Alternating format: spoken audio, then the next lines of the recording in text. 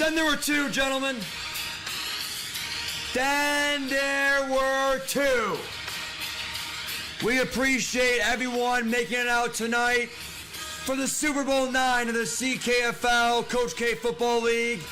The Jacksonville Jaguars, a wild card, ended up upsetting the New York Jets by seeding, and then they played a wild card match, 2-point victory versus Jackson Dart, and then a prolific 48-14 victory against the 7 seed in the Los Angeles Chargers and the Falcons. Had a first round bye, 16-1 in the regular season, ended up going on to play the Vikings, who is a great user in Keanu and a commissioner in the league with Jalen Moreau and Kenneth Walker and a great team that is. He would go on to host Coach K in the NFC Championship. We hope you guys saw that one. What a thrill it was, 31-27 over Mercedes-Benz Stadium. Now, at 6:30 here tonight, mind you, we're heading into Super Bowl weekend 2 in real life, but what's going to happen tonight is it's going to be a great matchup between the Atlanta Falcons and, of course, the Jacksonville Jaguars. Tonight, we are going to be honored with 2 guests in the booth. Most of them, or both of them, have been returners in the booth. We have Brett Cott, who is the GM and coach of the Tennessee Titans. And we also have Hayden, who is the GM and coach, of course, of the San Fran Niners in the league. So we're going to be joining with them here tonight. Let's go ahead and join the call. And gentlemen, you should be able to be heard. Can you hear me? Yes, sir. All right, if you guys want to go and introduce yourself, we'll start with Brett. Brett Cott, go ahead. Yeah, I've commentated some Super Bowls before. I'm glad to be back for another one. Sucks that I couldn't get it done in the league, yet again, but maybe next year. It's surely going to be the year, but I'm happy to be back and commentating this matchup. Yeah, sure. I appreciate that, Brett. Over to you, Hayden. You want to tell us a little bit about yourself? So, hi, everyone. My name is Hayden, and this is actually my first Super Bowl, and I'm so excited to be working on it here with both Brett and Matt. If you're unfamiliar with me, I actually did win Super Bowl II, so that's kind of like my career highlight there. And yeah, and I'm just looking forward to the game today. Nice. Yeah, it's always good to win a Super Bowl. And congratulations to you, Hayden, for doing that. It's a great memory in the league. We are going to go ahead and they should know by now to kind of get in the game here. So we're going to go ahead and tell them here to go in the game and start. But anyway, what do you two think is the key to tonight's game? Let's start with the elephant in the room. The Falcons are 16-1. Can you gentlemen maybe start off and say what makes this team 16-1? Oh, it's got to be the fundamentals. I mean, I've never seen someone play so many perfect games as Wiest has. It's actually very hard to pick out one thing that he does very well because he does everything very well.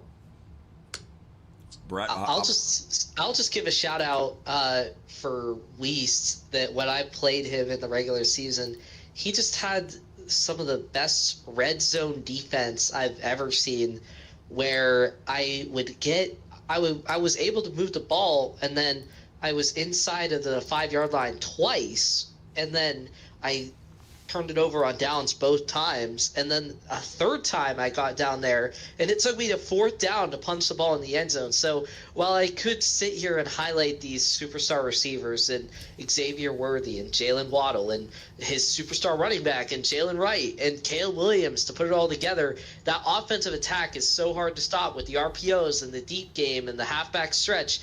I'm going to shout out his defense and his user here today.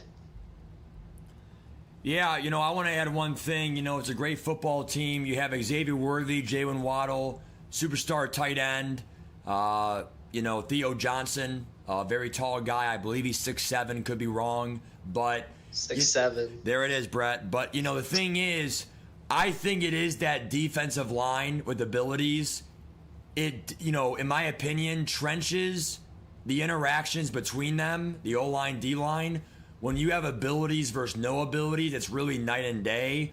Whereas, in all honesty, I think the defensive back is, versus receivers is mainly going to be receiver or speed oriented. But yeah, guys, we're going to go ahead and I'm going to let you guys kick it off here. Are you guys in the stream and can you see the game?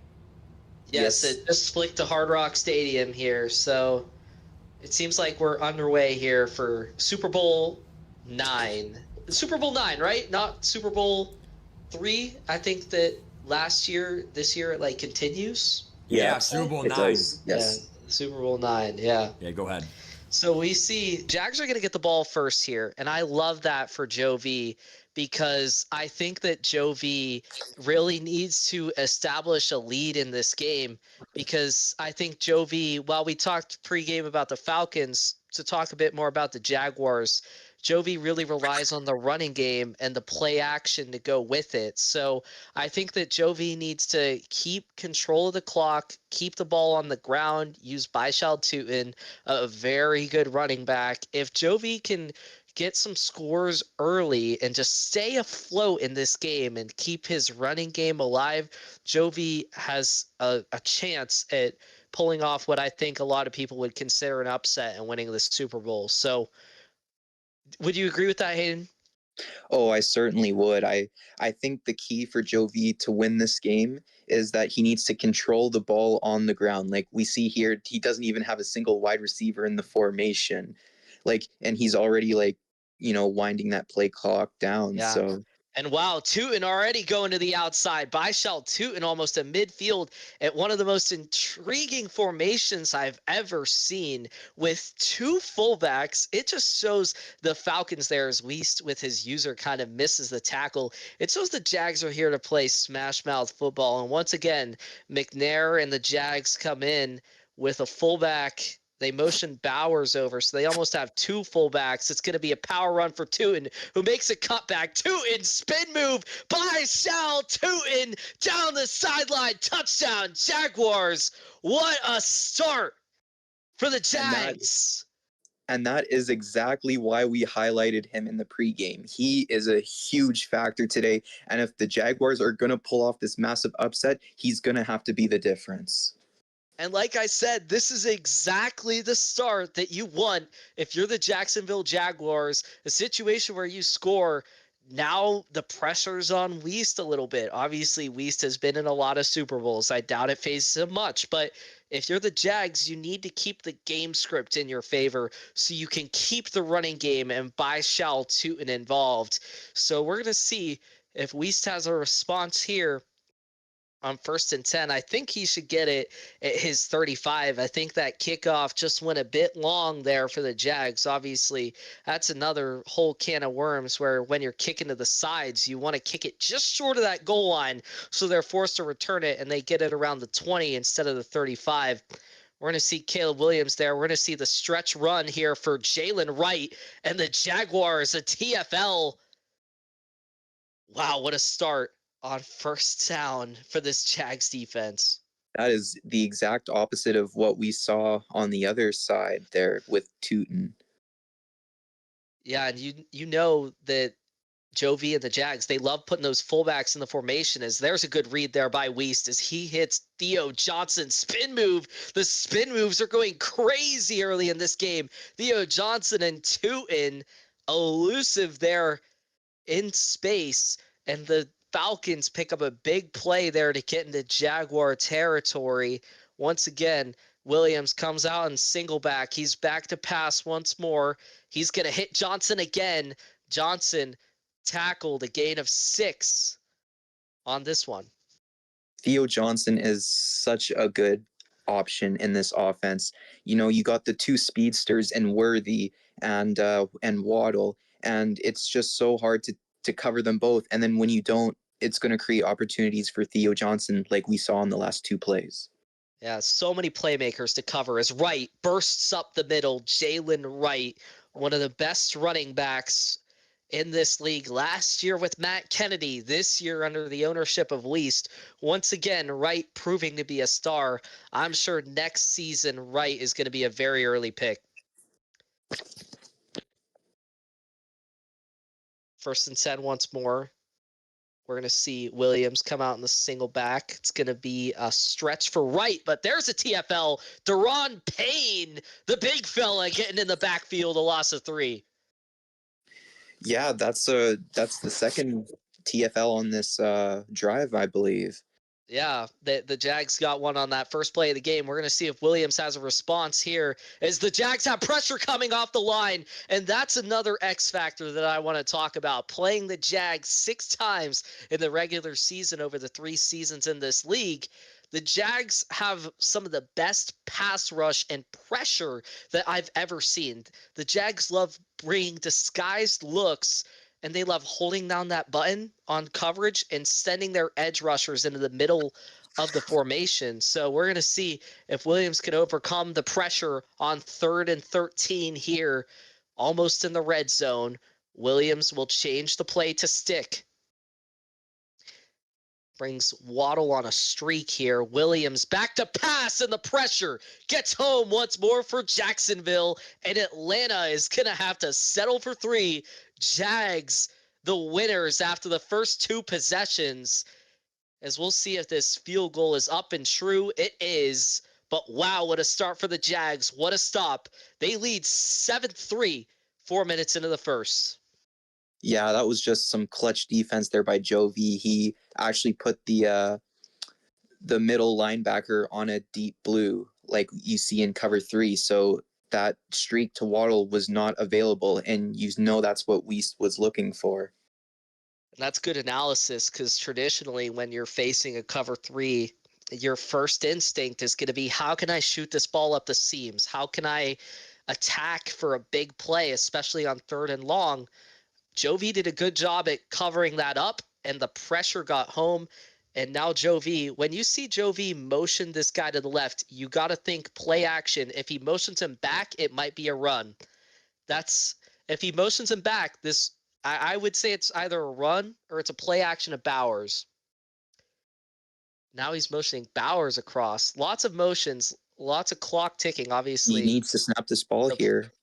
It is a run. You see, as Tootin gets free once more for 6, Tootin was almost bottled up in the backfield. When you see Jovi do those motions, what I've noticed is that normally, more often than not, it's a run. But if he motions the receiver over and he doesn't motion him back, that's when it's a play action. That's when he's going to try to hit Bowers. So we'll keep an eye on that here, as once again, Jovi comes out. A lot of personnel, heavy personnel here, lots of tight ends into the game. And once again, that receiver gets motioned back, and it's a run to the right for Tootin and a spin move, and Tootin picks up the first. Wow, that is just quite a start to this game for Tootin. As you can see, like on Cooper, the linebacker for the Falcons, he already has his hands on his knees. Like you can see that this run game is already starting to exhaust this Atlanta defense. Yeah, very physical. Once again, a fullback in the formation. Another handoff for Tootin. And finally, the Falcons stuff him at the line. It's now 2nd and 10. We'll see what Joe V goes to here. Once again, he's going to come out with 2 tight ends in the formation. You wonder, when is Joe V going to run a play fake? When's he going to run play action? When's he going to try to hit him over the top? He hasn't had to yet, but now that it's 2nd and long, does Joe V trust his running game still, or is he going to put the ball in the air here? This is a big play here for Joe V as the first quarter nears its end. It is a play action fake, and he's going to have a crosser that's picked off by Dax Hill of the Falcons. And that's a big momentum swing. Joe V, the crosser was there, but I feel like he had to highball it to get it there. He doesn't, and he's picked off on McNair's first pass attempt of the game. Yeah, that was simply just not a great read there by Joe V. He actually had the deeper tight end that was wide open, but he chose the more He chose the more safer option there, and it was just a good read and a pick by Dax Hill. A good read by the Atlanta secondary and Weist, and that user of his is Wright gets to the outside. Wright gets 7. And what I was saying is, when are the Jags going to hit him with a play fake? And normally when it's a play fake, it's a play designed to Brock Bowers. And Bowers and Weist, the smart coach that he is, guarded Bowers very tightly there. He did have that second receiver on that crosser. Joe V didn't notice that, and that's the problem with Joe V, is that he's not the most prolific passer in the league. So Joe V, a good stop there on 2nd and 3, brings this Falcons offense to 3rd down once more. We'll see if Joe V can dial up some exotic pressure here with Caleb Williams in the shotgun. Jalen Wright to his right. And Williams back to pass. He's got that slant over the middle to Horton. The 4th receiving option in this offense for the Falcons picks up the 1st. Just a great read there. He had other drags too on that play, and he made the right read. Yeah, absolutely. Even though it was to the lesser known guy in Horton, it was to the open guy, and that's what matters. Is Wright once again spins, and now the Falcons inside the 5. And I like the tempo I'm here. expecting to see an inside zone here, and looks like we'll get it. It's a handoff here for Wright, and he's across. Touchdown, Falcons. They take their first lead of the day and parlay that Dax Hill interception into 6. And that is exactly what Weist loves to do. I've noticed throughout the years that when he does go up tempo like that, he will quite often audible to an inside zone and run it up the middle. And now he's on the board with a touchdown here in the Super Bowl. And I like the tempo from the Falcons on that drive that they showed. I think it put the Jags in a bit of a blender, because when Joe V is at his best, he's able to go to that place. He's able to go and dial up some exotic blitz or search through the blitzes and say, I'm gonna choose this one here. I'm gonna choose this one here.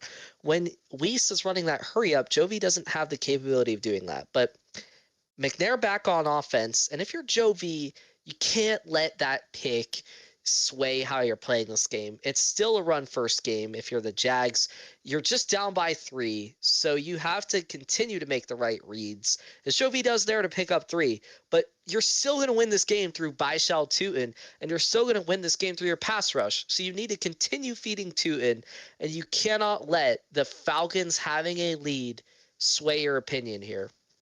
Oh, 100% there, Brett. Like, I respect Joe V for not being afraid to pass it there on that first play, but he cannot lose the game plan here as with Tootin.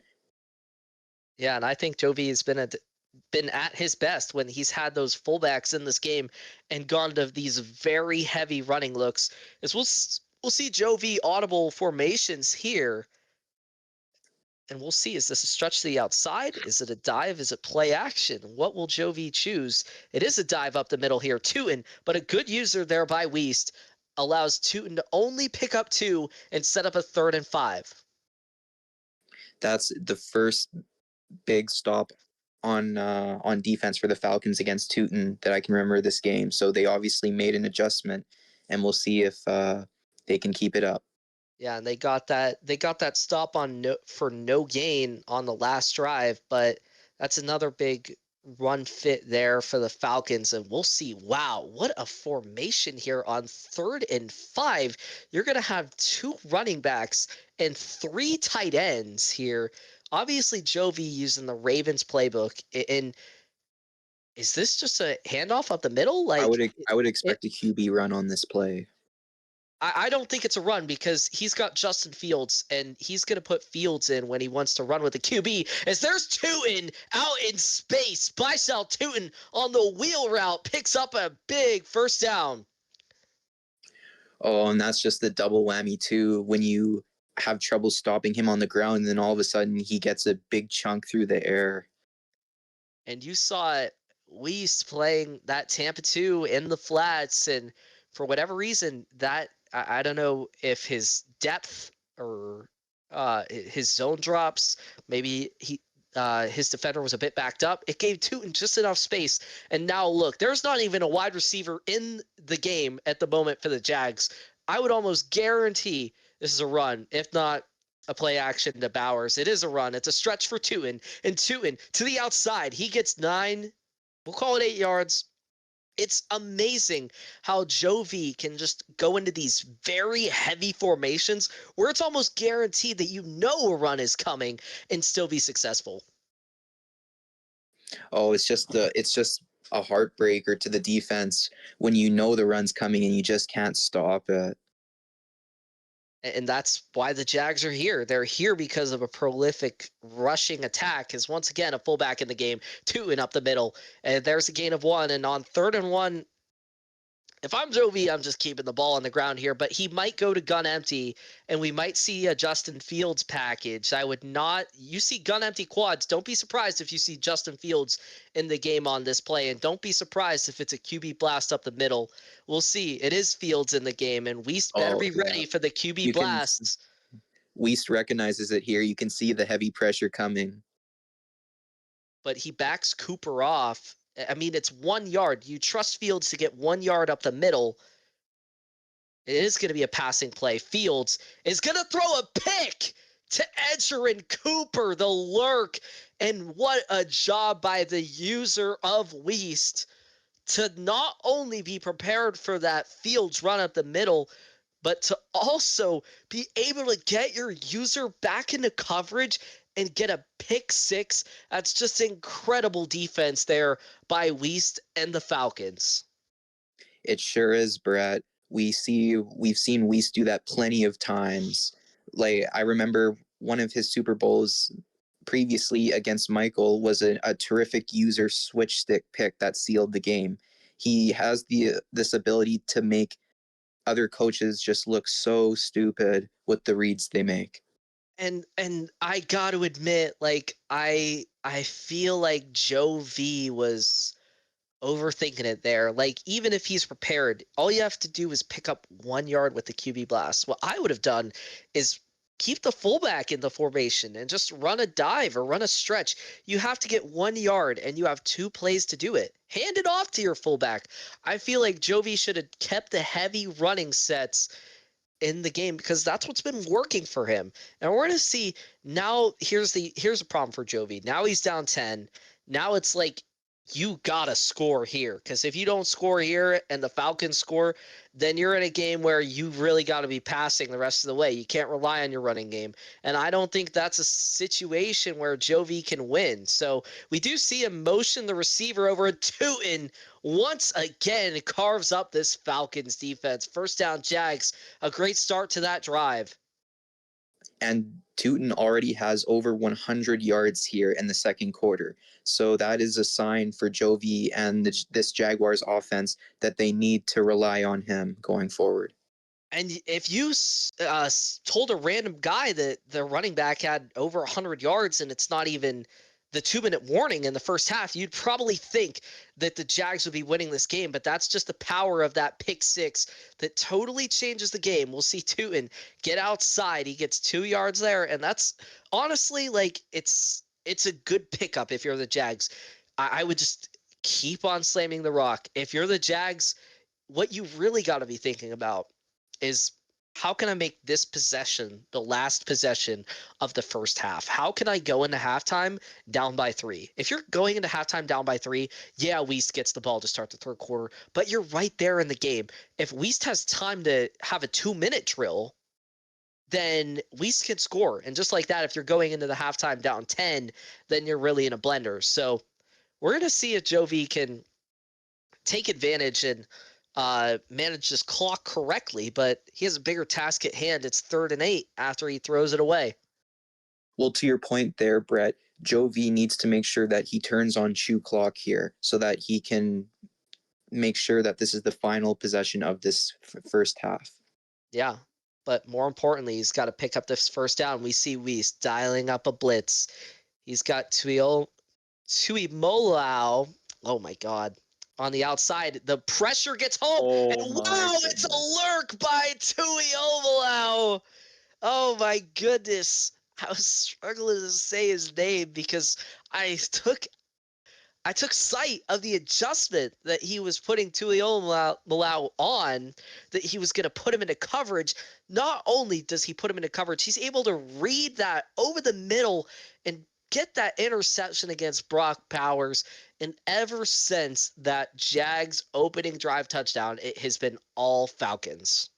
Oh, it certainly has. And I mean, who else do we ever see user a D lineman and then able to lurk somebody? Like, that is just a special ability here. Well, you see Joe V out there in coverage with Deron Payne. He's throwing up a 50-50 ball, and oh man, Joe V, you have to click on there and go for the pick. You need to get an interception here. That is a horrible read by Weist, and he honestly should have been punished for it because I think that's J.C. Horn out there in coverage for the Jags. It might be Cam Taylor-Britt, but if you're the Jags, you need to take aways. There's Waddle on a post up the middle. Waddle, the speed gets him free. Touchdown, Atlanta. And they're up 3 scores here in the first half. And that's what they really should have tried on the previous play. And now that mistake by Joe V not clicking on is haunting him. Wow, I said up by 3 scores. Little did I know it's blocked by the Jags. Keeps it a 2-score game. But once again, obviously 6 points, very huge for the Falcons. They're up 16 now. And Joe V with 2 minutes and 33 seconds on the clock. This is a must-score drive for Jacksonville. It certainly is. If the Jags here cannot get any offense before the second half, like you mentioned with the Falcons getting the ball to start the second half in the third quarter, then we can just pretty much hand the Vince Lombardi trophy over right now to Atlanta. Let me just say, though, that it'll go underrated, but that's a really big blocked extra point in this game because what can you do in this league when you're up by 17? You can chew clocks. So now Weiss doesn't really have that capability because it's a 16-point game. It's a 2-score game. So if the Jags fail to score here and Jovi's down 16, Atlanta does not have that luxury to start out the third quarter, which could matter. But if you're up 16 and you have the ball, you probably should win the game. There's a good read by Joe V, though. He's running this hurry up. He'll try to get one more snap off. It better be inside zone up the middle to get this 3rd and inches through. I don't see it. It is play action. Wow. And Bowers, it's picked off. An overthrow by McNair. It's TJ Tampa. Another interception for Atlanta, and honestly, that one's not even Joe V's fault. That's just a bad throw by his quarterback. What a horrible read. I mean, not read, throw there by McNair. It's just unfortunate, when you're down by 16 and you need your superstar quarterback to make a big throw in a big game like this, and McNair just sails Bowers there. It's overthrown. Tampa gets the pick. And just like that, the Falcons can score here and potentially go up 30-7. 31-7 while also getting the ball to start the third quarter. So it's really been all Falcons since that first drive of the game where the Jags got that 2 touchdown.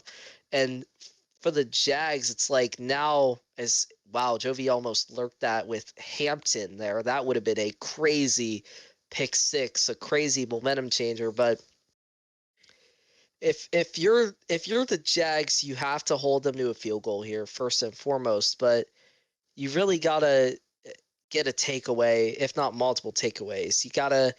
Sometimes you just gotta get lucky, like just get a fumble. That's what the Chargers did when they were playing me. Fumbles matter. The ball does pop free, and the Jovi and the Jaguars, they need some kind of play there as well. That Jags pass rush gets home to set up a 3rd and long. Now Jacksonville can potentially get this ball back. But think about that sack. Think about how this game changes if the ball pops out on that play. It really could have been a fumble that maybe gets returned for a touchdown. That's going to be what Jacksonville's looking for. I know that the Falcons were concerned about maybe like making the Jags waste a timeout there, but that's just one that you really just have to throw the ball away. And you see great defense there by the Jags. A fundamentally sound user there by Joe V to cover that first slant and then cut back. Let's cover that second slant. Weast has to settle for a field goal, which I think is the best case scenario. Joe V, wow, it's missed. It's It's wide missed. right. That's unbelievable. I don't think I've ever seen that from Weast. A missed field goal from the Falcons.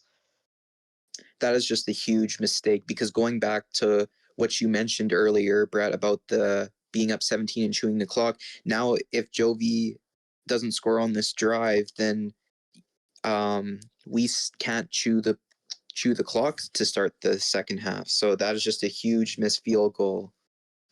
Yeah, absolutely. And it does give the Jags an opportunity to make this a one possession game, as we'll see the man coverage of the Falcons getting put in a blender here by these motions from the Jags pre-snap. It's a blitz coming at McNair's face, and he goes down. The blitz gets home. That's what Weiss does so well. He dials up these exotic blitzes, and usually it's from a linebacker that's coming through. There's the initial D-line pressure, and what that does is that separates the offensive line.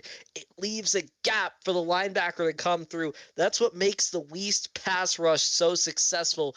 The linebacker certainly came through there. It's 2nd and 20. As once again, Jovi gonna motion his receiver across. It's gonna be a screen here for Tootin, and I like the screen call here. Make it a 3rd and manageable. Yeah, at this point, just not turning the ball over is a success for the Jaguars. But the Jags, if you're the Jags, you have to get 3 on this drive at a minimum. You can't be thinking about going into half down 16.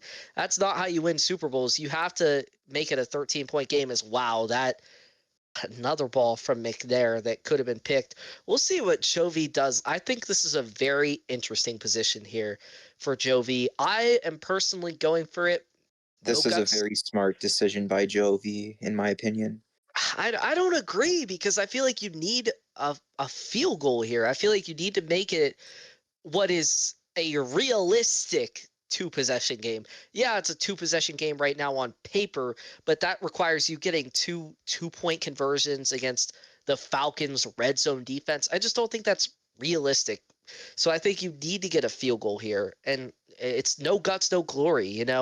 There you have to leave everything out on the field. I would rather lose by 40 and say I took risks and I at least had a chance than kind of play it safe and say, yeah, I'm going into the 3rd quarter down by 16. It is what it is. As we'll see Atlanta call timeout there.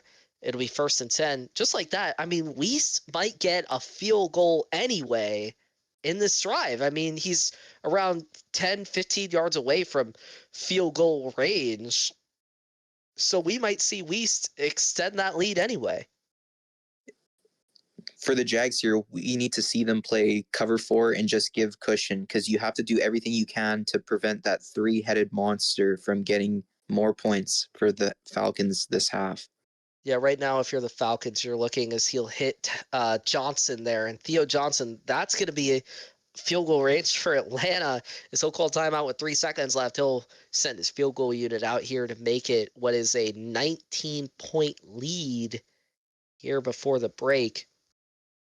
A 55-yarder here for Atlanta. 10-mile-an-hour winds to the left, and if you're the Falcons, you need to take account of that. The wind, when it's that heavy, it's very important. Don't be surprised if this kick might sail wide left. Wow, he And it's no overcompensates. good. Wow. He misses another one. I'm honestly mind blown. That wasn't good. What? Like, it was 10-mile-an-hour winds to the left. You would have thought it's 10-mile-an-hour winds to the right. That's just mind-boggling stuff here, as I believe they're going to pause this game. That the Jags stay alive with those field goal misses. So this game, it's 2 possessions. It's definitely not over yet. Is I don't know if they're going to pause this game. If not, we'll just continue trucking along here. Yeah, I believe Matt said something about pausing it and chatting about the game at halftime, but I guess we don't have to do that. Gentlemen, I'm here for a minute. Wanting to say hi to the people watching at home. I don't think they are going to stop for halftime. Roger Goodell said, hey, go on with it. But, anyway, guys, just wanted to say you guys are doing a great job. We'll see what happens here if Jacksonville can come back into it. But what do you guys think the adjustments have to be here for Jacksonville to win this game? If you're the Jags, you just got to focus on tailoring your defense to getting some takeaways. And I think Jovi can't be afraid of the big moment. He can't be afraid to go for it on a 4th down or click onto his corner to get a big interception in a critical moment. If you're Jovi, you got to leave everything out on this field here. You might not get this opportunity again to play on the biggest stage in the CKFL. So we'll see if Jovi can generate a takeaway. It's Theo Johnson over the middle. You saw Jovi's user there, and Jovi did not read that verticals play properly. It left Johnson wide open. What do you think, Matt? What do you think that Jovi needs to do? I would say try to win early downs, get him behind the sticks, force them one-dimensional pass commit. Problem is, that's what every football defense says. Yeah. I mean, that's the problem, but I think you might want to be extra aggressive on those early downs because really I think Atlanta should run the ball here and try to make that 3-score, field goal kick. Hayden, any thoughts for you, Hayden? Yeah, I just I believe that for the Jags, their key to winning this game is now they have to rely on their defense to get them some stops because on offense it just simply hasn't been working too well in the past game, as we've seen a couple of brilliant lurks from Weiss and the Falcons. And it really feels like it might be touchdown or bust here for the Falcons because their missed field goals have allowed this game to remain a little closer than some could argue it should be. Yeah, no, absolutely. And, I'm going to say one comment. I'll let you guys out of here for second half. But, it's a really tough Atlanta football team personnel-wise. I think the speed hasn't really been displayed too much tonight, more the defensive star power.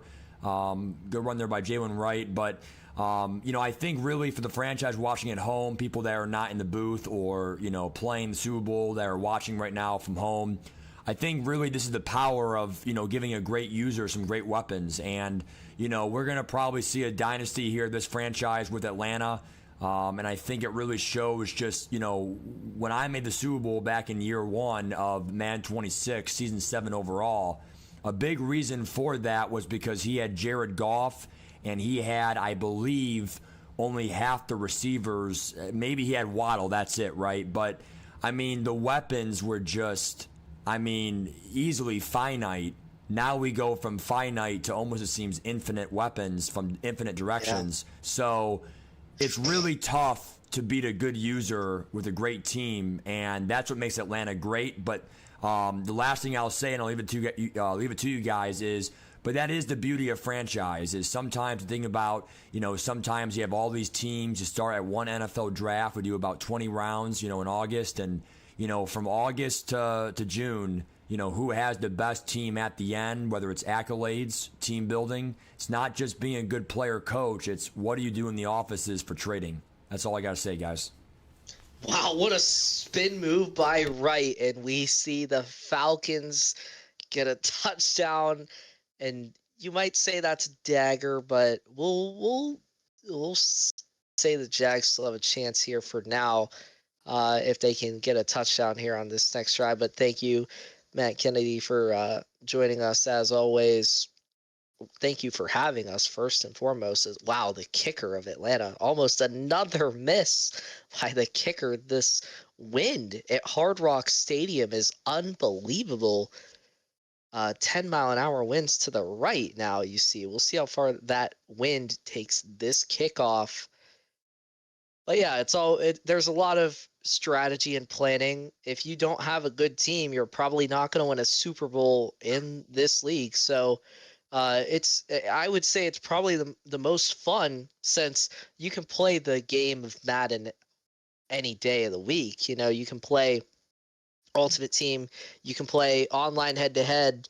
But when you're playing franchise, not only is it you're playing the game, first off, you're learning about these users, you're learning about their tendencies, you're trying to predict what they will or won't do. Is here, I think, Joe V, you see the motion back for Bowers. It is a handoff, and Tootin gets up the middle for 6. You see he motions Bowers back into the middle as kind of an extra blocker of sorts. And it's cool seeing those kind of intricacies of these different coaches and their styles, but also it's the team building. So not only do you get to play the same people over and over again and learn more about that, but also you get to build your own customized team to your skill set. And I Huge think, drop there.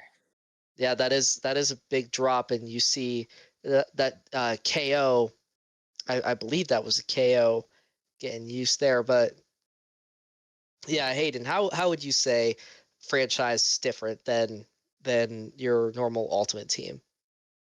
Well, I just personally love the stakes of franchise because I feel like if you lose an ultimate team game, it just doesn't really matter at the end of the day. If you're playing MUT squads with your friends and you get blown out, then you just laugh it off and you hop into another game. But with this franchise, in every game is so important. And if you lose one, then all of a sudden, near the end of the season, come playoff time, you could be looking back at that one loss and just thinking, oh boy, what if? Certainly thinking that here right now after my loss to Greg Fontaine. But yeah, it's also like it's cool because it's competition. It's very competitive, but it's also entirely self-reliant. There's a lot of competition or sports or whatever that will require uh, collaboration or teamwork, and pretty much this is entirely on you and your ability to build a team and your ability to play and win at the game. And I think that's very cool as we see, man. I don't. That's a rough read there to Tootin. I don't know what Yikes. Joe V saw there. It's Yeah. another TJ Tampa pick. TJ Tampa going for Super Bowl MVP with those 2 picks. Super Bowl MVP, right? Up in the air. It could be Jalen Wright. It could be Caleb Williams. I could see TJ Tampa. I could see who's the Falcons linebacker that got the pick Cooper. 6. Edgerrin Cooper. It could be And Cooper. I could see and then there that. was also that defensive lineman. Was that a pick six or not? I can't To remember. Tuiomalau or Yeah. whatever. Yeah. Yeah, I could see that. A lot of picks here today for this Atlanta defense. They have been sensational. Is right. Now the Falcons up by 3 scores. They're allowed to 2 clock here. We'll see if Weist throws it on or if it is on from I would believe something he that I has it on haven't here. seen. If not, that's just a pretty It's big just error on his part, and yeah, he he does does. have it. He does have 2 clock on here. He must have thrown it on at the start of the drive, but we see Williams back to pass here. We'll see Atlanta. Theo Johnson also might be Super Bowl MVP. Theo Johnson has been the star of the show for this Atlanta passing game. They had that deep post to Jalen Waddle earlier in this one, but Worthy has been unusually quiet, far quieter than he was last year on my Pittsburgh Steelers, of course. But all respect to Worthy, and hopefully, that's one thing I'll enjoy out of this game if Atlanta can, hold on for the final 7 minutes. Is I couldn't get Worthy a ring, but he deserves one because Worthy's such a sensational player, sensational athlete. I'd love to see Worthy get a championship here, as we'll see this game head to quarter 4. Atlanta 30, Jacksonville 7. And just so shocking that Jacksonville took a 7-0 lead in this game. It kind of felt like the Jags got that touchdown. And if you recall, Atlanta had to settle for 3 on their first drive. The Jags came out of those first 2 series on top. But the Atlanta defense since then has been suffocating. And that's what I said in the pregame. I said I'll always compliment a good defense more than a good offense because it's so hard to play good defense in Madden football. And somehow Weiss just has it down to a science, as we'll see Wright get up there 3rd and inches.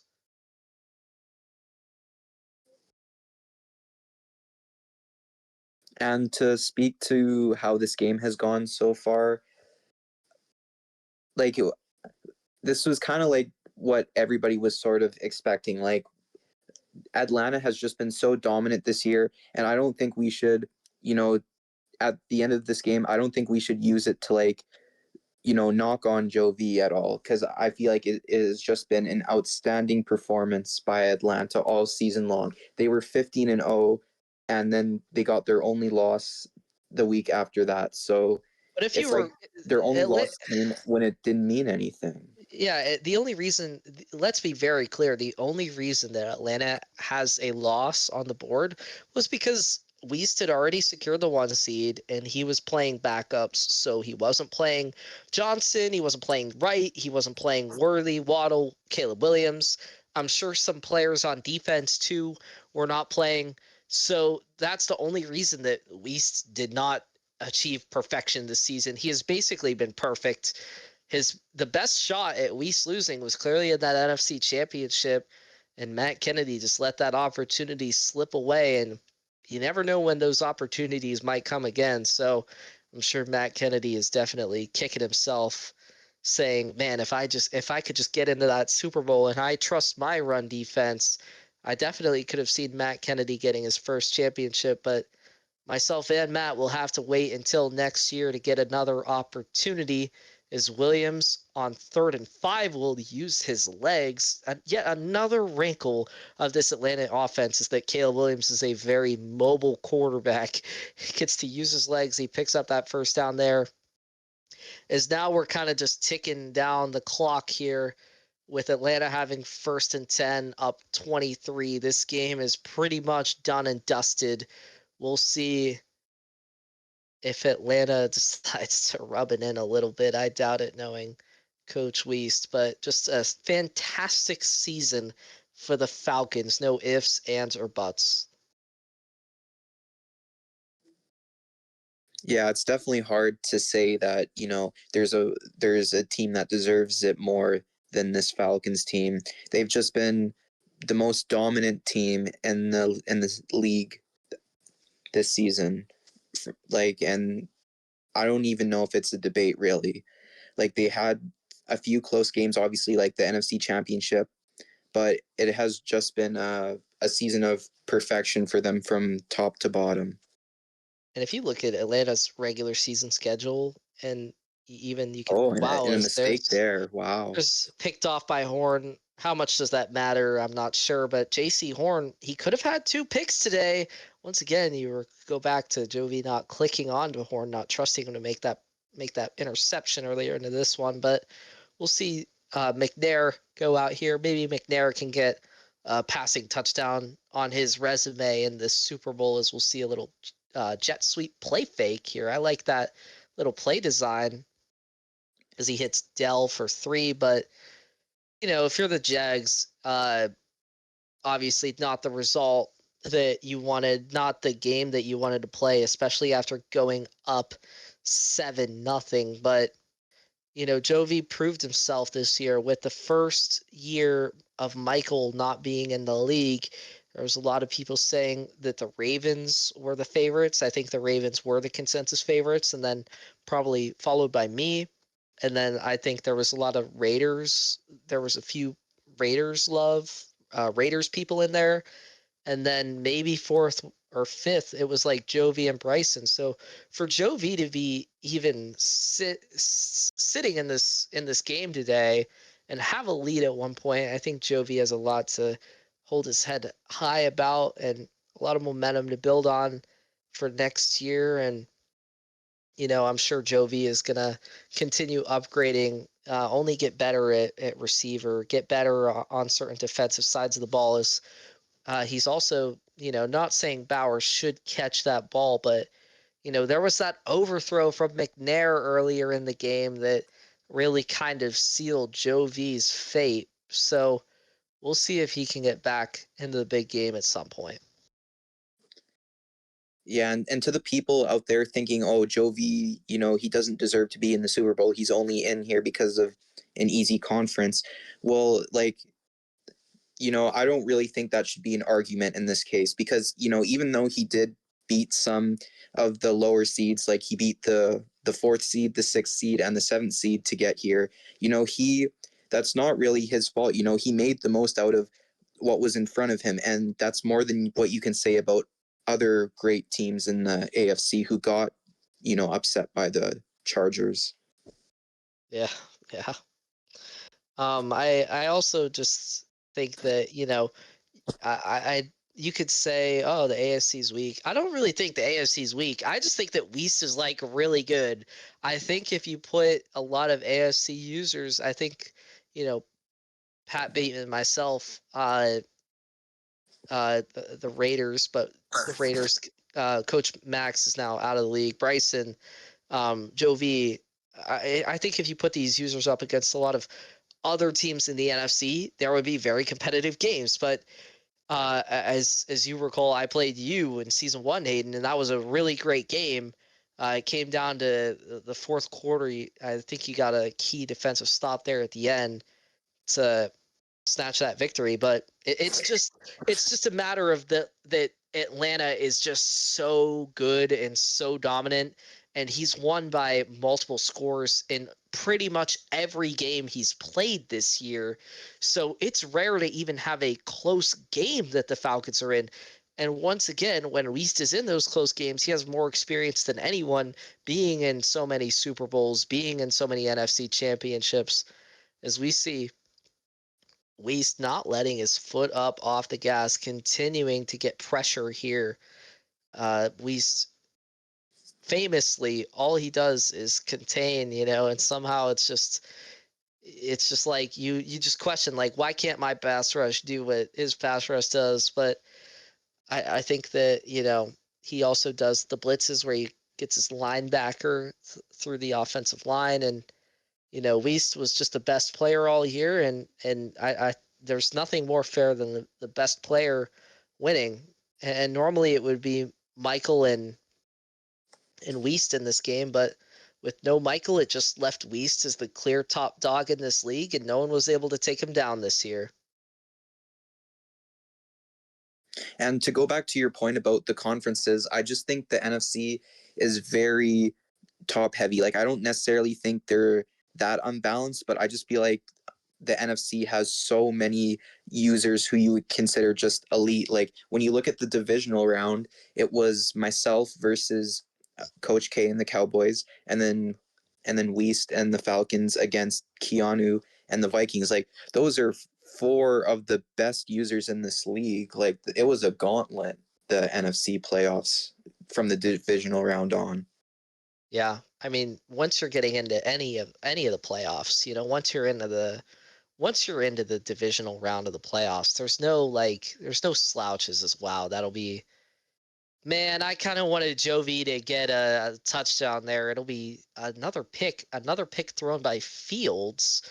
Fields, the backup quarterback, throwing 2 picks here, and I just think, Weast is going to kneel this one away. And that fall down will basically just end the game here, as with 1 timeout already gone, the Jags can't stop the clock. Yeah. I mean, even if it wasn't mathematically over, I mean, it's a 23-point game. But, congratulations to your Super Bowl champions. The Atlanta Falcons get it done in totally dominant fashion. And they could have won by even more. There was some missed field goals and so, but the Falcons, either way, they just win big. It was never really a doubt after halftime. Atlanta just dominated on defense. They got just enough on offense, and they are Super Bowl champions. Coach Weast downed in the Gatorade shower. The confetti flies. The Falcons, the best team all year, 16-1. They're your Super Bowl champions. We got the music, guys, right here. Randy Moss, bring it in. Bring it in, Randy.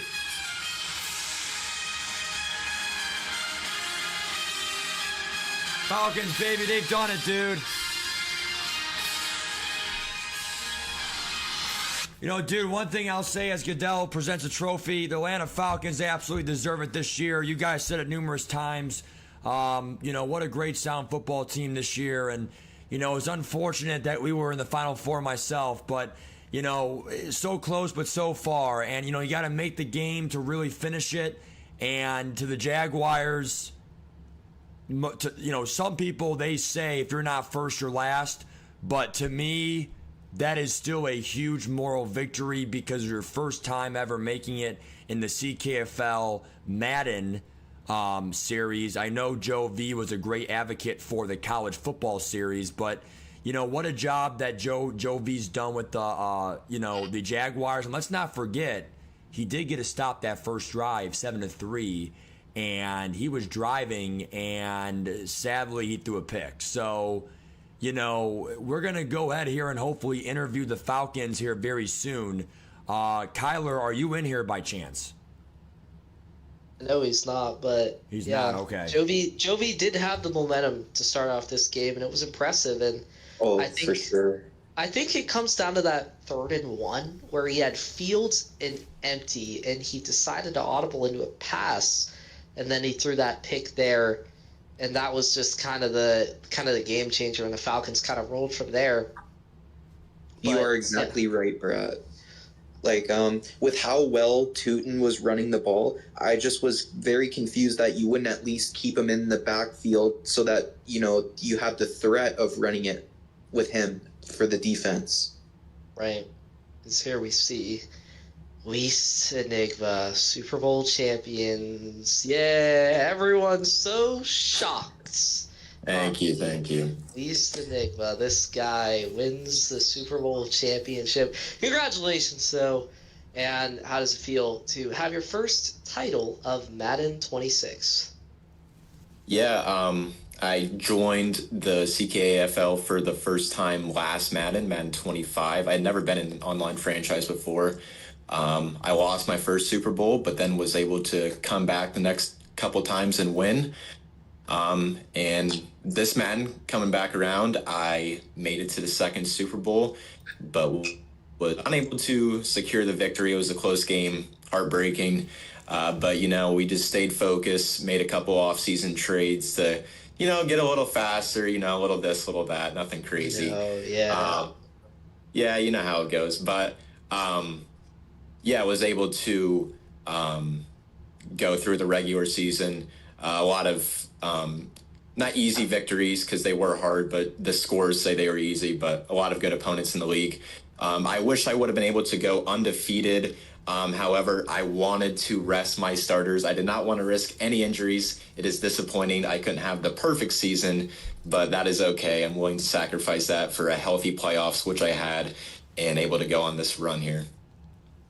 Yeah, that is the most important thing. Like, I feel like a lot of people should keep what you did in mind for their playoff runs in the future, right? Because it's not about going 17-0. The ultimate goal in this league is to win a Super Bowl. Yeah, absolutely. I just have so many key players where I just feel I could probably win any given game without them. I'm still confident in that, but certain guys, it's for every team. It's not just for my team. If they go down, it really changes the dynamic of your team. You have to kind of shift how you play, and sometimes that messes with your ability to win games, close out games. So I'm grateful I was able to have a healthy run there. Yeah, no, Who did end up winning MVP? Who won Super Bowl MVP? Super Bowl MVP. I don't even. Yeah, I don't know if it has it in the game yet. I'm gonna go with stats and awards. NFL record book. Should be NFL record. No, not NFL record book. In season awards, maybe no. League history. Oh yeah, I think we have to sim. We might have to sim. I agree. Yeah, you want me to you want me to do it that way? It's not double sim. Yep, you can do it because it's still showing last year's, my unfortunate loss. I was just going to say one. Go ahead, Brett. Go one ahead. thing very quickly. I think I had one, or I know I had one, at least one, maybe two. This year, there's only been 3 seasons. Kicker of the year, Jake Moody. I was being lied to by EA on the arrow. I hadn't missed like a field goal all franchise this year or in Ultimate Team, the 10-mile-an-hour winds, I don't know where that came from. That was messing with something because, like, before I even touched anything, the arrow was already, like, askew, and that was just making me second-guess myself, and then he blocked an extra point. I don't know what happened, so not a good kicking game. I mean, that's good, though, because we needed the score to stay at least somewhat close. You know, the script writers, they couldn't just have you getting like a 22-point lead, because that would just, like, we're trying to keep some viewer retention here. You know, we got butts and seats. So people paid a lot of money to come to the Super Bowl. You know, we got to provide them a good product. So it was good to, you know, keep Joby in the game a bit longer, and you just kept on getting those insane interceptions with the user. I mean, you were just in your bag all day, just picking this guy off. You know, bringing your D-line, Tuiomalau.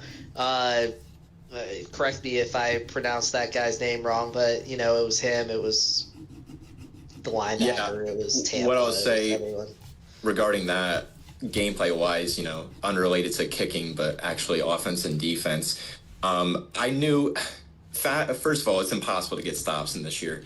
It really, especially in Ultimate Team, once like there's really good players, fast, whatever, it's really hard to get stops. And especially in franchise when there's such big speed differentials, a guy like Bashal too. And that's like, once he gets in the open field or even the backfield, he's breaking tackles, he's making guys miss, the AI, he's spinning. Once he gets in the open field, he's gone. So he scored early like that, and he had a few big runs throughout the game. But I really tried to key in on just stopping him on the early downs, try to get him into just a few like obvious passing situations, and that was where I was confident I was going to be able to throw him off at least a few times. I had the one switch stick early with Dax Hill. I saw the corner out to the sideline. I had my flat underneath, so I figured he'd be reading it over top, so I switched stick and just went up a little to user that. And then I had a couple users, I think, with Edgerrin Cooper and JT Tumalau. But looking here, another guy who got at least one interception, I forget, maybe a couple, Super Bowl MVP was TJ Tampa. Yeah, that he did get two. He deserved it. Gentlemen, we have some breaking news. I just heard from Adam Schefter.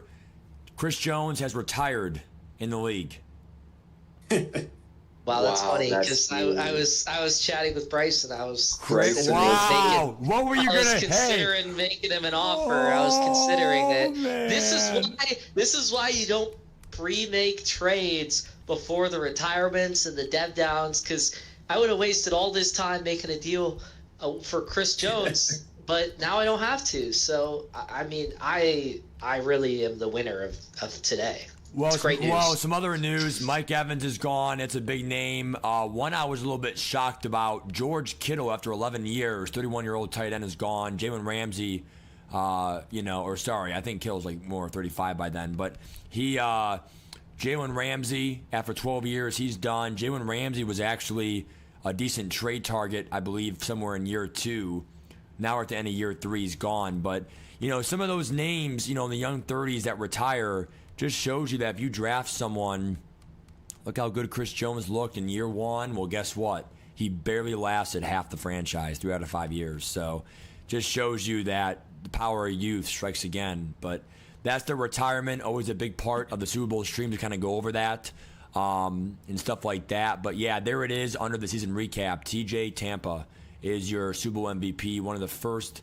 Well, actually, Kyler, I think it's one of the first defensive ones since maybe our Super Bowl, I believe Super Bowl 4, where Jalen Carter. Jalen Carter, when he reacted and picked off the screen pass. And then I think he might have had a strip sack or a fumble recovery. He might have had all of it. Oh yeah, I've never seen a defensive tackle react and pick off a screen the way Jalen Carter did that day. That was truly an incredible play.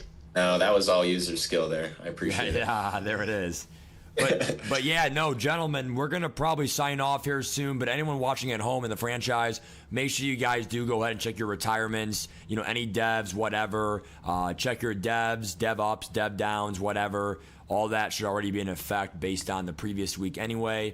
But besides that, guys, we're going to sign off here. Congrats to Kyler and the Atlanta Falcons. Everyone started preparing their teams now for free agency, you know, you might be able to. I mean, I have 129 mil in cap space here.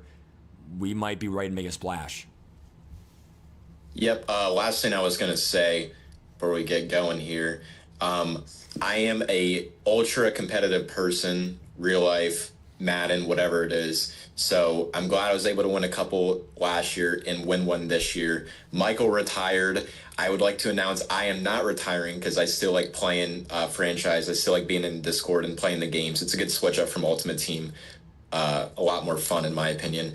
But I will be taking a step back on the competitiveness, and we got like a week here in the off season, a lot of time, so might be shaking the team up, making things a little bit more fun. So I will still be trying, but it's not going to look quite the same offensively or defensively. It'll be a little more relaxed, if you will.